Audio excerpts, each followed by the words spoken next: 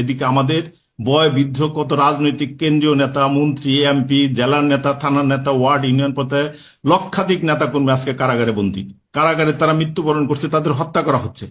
কিন্তু আমরা যারা ব্যর্থ, আমরা যারা নেতৃত্ব দিতে পেরেছি, ব্যর্থতার পরিচয় দিয়েছি, আমরা নেত্রীকে রক্ষা করতে পারি নাই, আওয়ামী লীগকে রক্ষা করতে পারি নাই।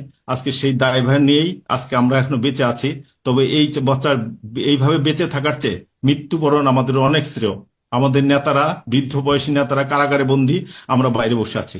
অতএব আমাদের অতি শীঘ্রই আমাদের এই নেতা নেত্রীদের মুক্তির দাবিতে এবং আমাদের দলের উপর যে বিধিনিষেধ আছে সেটা প্রত্যাহার দাবিতে আমাদের রাজপথে নামানো উচিত, এবং সেই রাজপথে আমাদের সরাসরি রাজপথে অংশগ্রহণ করা উচিত। এবং সেই অংশগ্রহণের করতে গেলে হয়তো আমাদের উপর মব আসবে, আমাদের কারাগারে যেতে হবে, আমাদের মৃত্যু হতে পারে। সবকিছু মেনে নেই, নেত্রী মনে করলে আমাদের নির্দেশ দিবেন, আমরা চলে যাব। আমরা দেশে গিয়ে আমাদের মৃত্যু হোক, বিদেশে বসে অসুস্থতা হয়ে মৃত্যুবরণ চাইতে দেশে যায় এই মৃত্যুবরণ করা অনেক উত্তম।